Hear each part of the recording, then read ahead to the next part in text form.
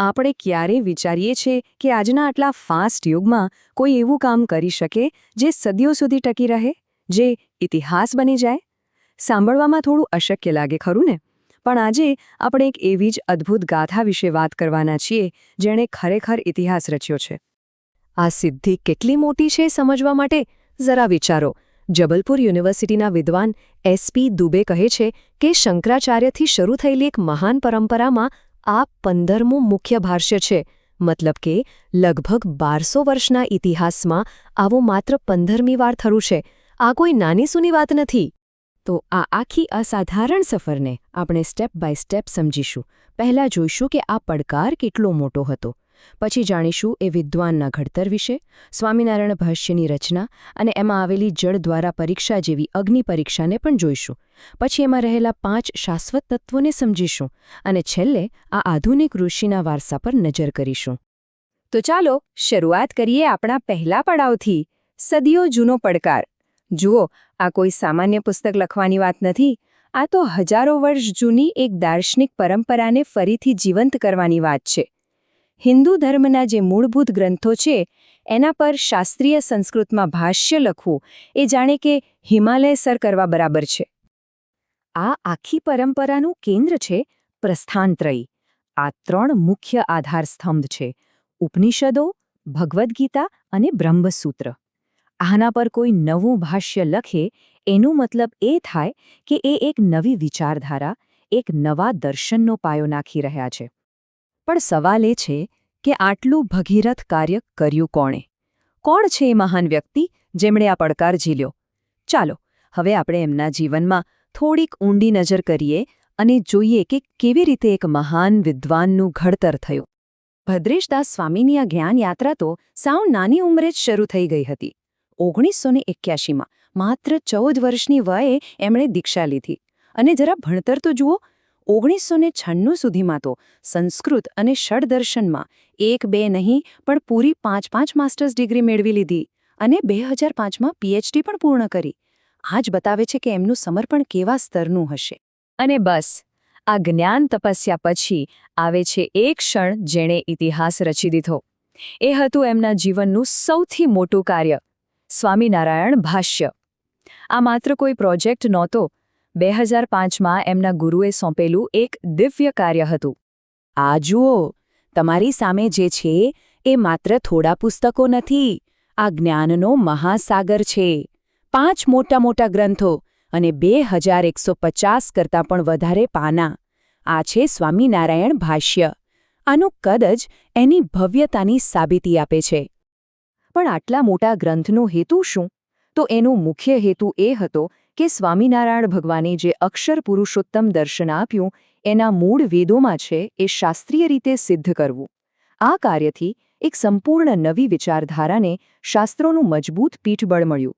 તમને ખબર છે, દરેક મહાન કહાણીમાં એક સંઘર્ષનો વળાંક તો આવે જ છે અને અહીં પણ આવ્યો. વાર્તામાં હવે એક એવો મોડ આવે છે જ્યાં ખુદ કુદરતે જ એમની પરીક્ષા લીધી. આ વાત છે સારંગપુરની અને એ પરીક્ષા હતી જળ દ્વારા પરીક્ષા. તારીખ 2 જુલાઈ 2007થી શરૂ થયેલ ઝરમર વરસાદ ધીમે ધીમે રૌદ્ર સ્વરૂપ ધારણ કરવા લાગ્યો. તારીખ 3 જુલાઈ 2007ની વહેલી સવાર સુધીમાં 20 કલાકમાં 16 ઇંચ વરસાદ વરસી પડ્યો હતો, જેના કારણે વિનાશક પૂરના પાણી આખા નગરમાં ફરી વળ્યા.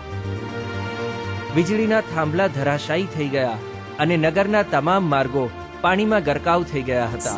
સારંગપુરમાં બીએપીએસ સેમિનરીના બેઝમેન્ટમાં સ્વામીજી એમના કામમાં એકદમ મગ્ન છે અને અચાનક જ ચારે બાજુ પાણી ફરી વળે છે.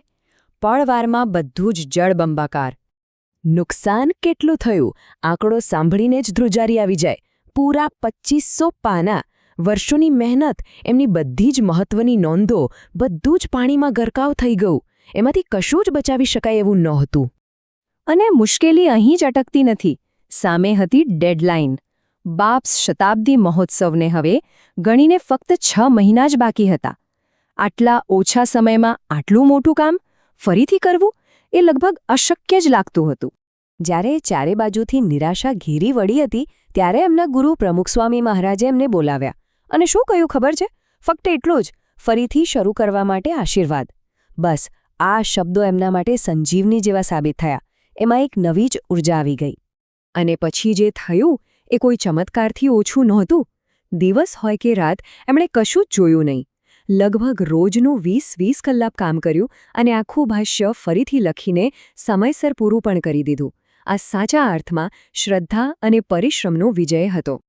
તો આટલા સંઘર્ષ અને સમર્પણ પછી જે જ્ઞાનરૂપી અમૃત મળ્યું, ચાલો હવે એમાં એક ડૂબકી લગાવીએ.